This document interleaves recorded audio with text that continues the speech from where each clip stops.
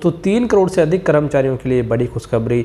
अब हर 6 महीने में बढ़ेगी सैलरी, केंद्र सरकार का नया प्लान। जी हाँ दोस्तों, एक बेहद अच्छी खबर। और आज तक में छपी एक खबर के अनुसार हर एक नौकरी पेशा कर्मचारी साल भर इस इंतजार में काम करता है कि उनकी तनख्वाह साल में एक बार जरूर बढ़ेगी। लेकिन अगर साल में 2 बार वेतन में बढ़ोतरी हो तो फिर कर्मचारी या फिर आप क्या कहेंगे? यानी कि हर 6 महीने में आपकी तनख्वाह बढ़ने जा रही है।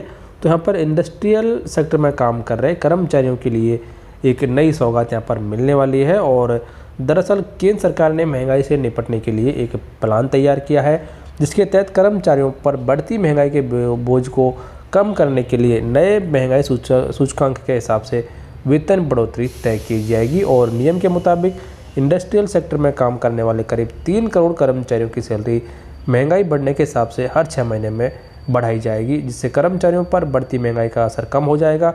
और इसके अलावा सरकार के इस कदम से लगभग 48 लाख केंद्रीय कर्मचारियों को भी इस बदलाव का फ़ायदा मिलेगा।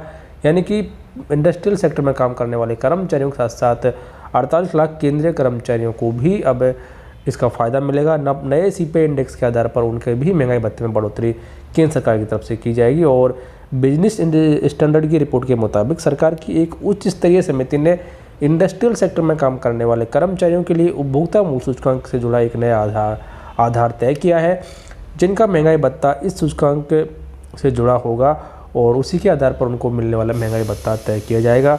और जैसे कि आपको पर एक बात बता देते हैं, पिछले महीने की 27 तारीख को मुख्य श्रम एवं रोजगार सलाहकार BN नंदा की अगुवाई में एक अहम बैठक हुई थी। और उस बैठक में इंडस्ट्रियल सेक्टर के कर्मचारियों के लिए एक नई सीरीज के उपभोक्ता मूल्य सूचकांक को मंजूरी दी गई थी और इसके लिए 2016 को आधार वर्ष बनाया गया था।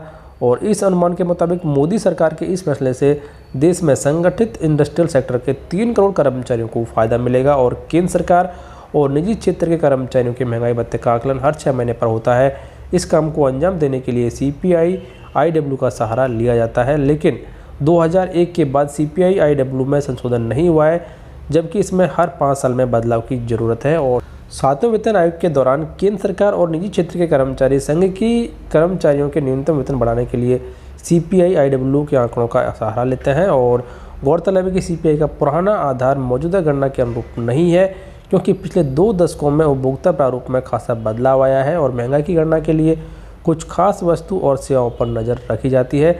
तो अब यहाँ पर केंद्र सरकार CPI-IW का जो आधार वर्ष है उसे 2001 की जगह पर 2016 करने जा रही है, जिसकी वजह से सरकारी कर्मचारियों और इंडस्ट्रियल सेक्टर में काम करने वाले कर्मचारियों को मिलने वाले महंगाई भत्ते में अच्छी खासी बढ़ोतरी हो जाएगी। यानी कि उनकी सैलरी है वो हर 6 महीने में अब बढ़ाई जाएगी। तो दोस्तों ये काफ़ी अच्छा कदम यहाँ पर केंद्र सरकार की तरफ से उठाया गया है। तो फिलहाल इस वीडियो में इतना ही। उम्मीद करते हैं जानकारी आपको जरूर पसंद आएगी। वीडियो को लाइक शेयर कमेंट जरूर करें। नई खबर जानने के लिए चैनल को सब्सक्राइब और बेल आइकन को जरूर प्रेस करें।